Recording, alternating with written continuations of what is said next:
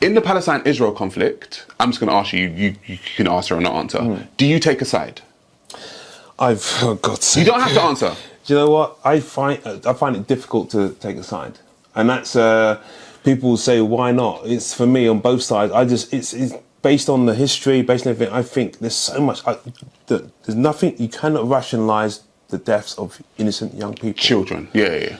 And things like that, who are being conditioned into terrorism and whatever else, right? But at the same time, I think that both seem to have, they've gone so far now into the cruelty that's normalised in their, for the Palestinians, the cruelty towards the Jews, and the Jews' cruelty towards Palestinians. I can't take a side. I just think it's just inhumane on both sides of it. Let me tell you why I don't take a side. As again, because I study history. You can go to the oldest hadith of Islam. You see Jew versus Muslim, because this is what it is basically. It's Jew versus Muslim. And do the Jews hate the Muslims, or the Muslims hate the Jews? They hate each other. Okay. Right? God, one says it's Cerberus, isn't it? See, we're coming back to it now, aren't we? Cerberus. Right? And that's why I said I see Abrahamic religion as Cerberus. I don't know if you know what Cerberus is. Cerberus is a three-headed... The three-headed dog. When you leave, it's from Greek mythology. There's three brains on one body of this three-headed dog. The body is Abrahamic religion, but there's three different brains that all think they're top dog. So when you leave them alone, they start nipping at each other. They always nip at each other. Right? Just an analogy. That's what they do.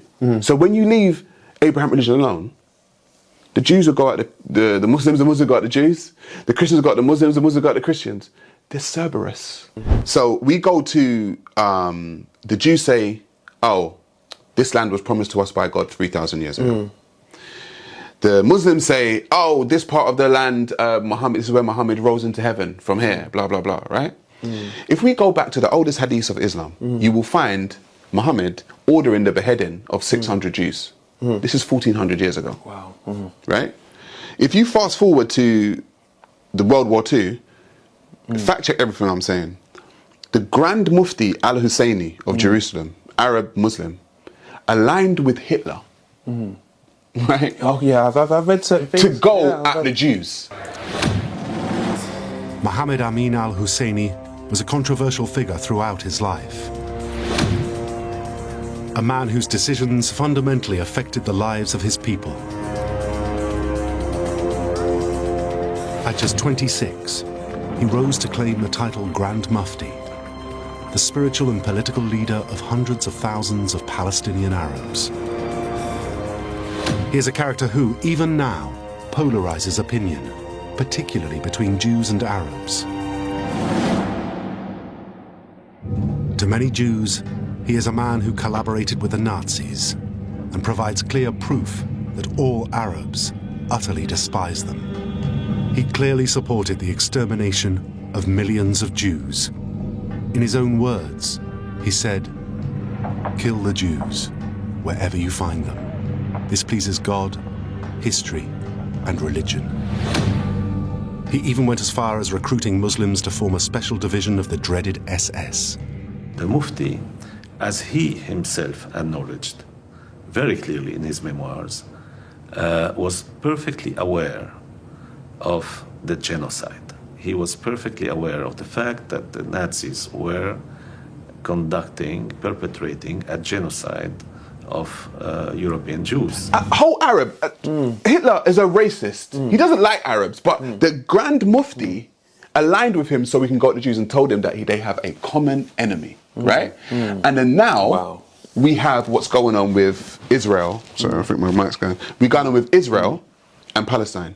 These two groups of people have been going at each other for 1,400 years, Mark Anthony.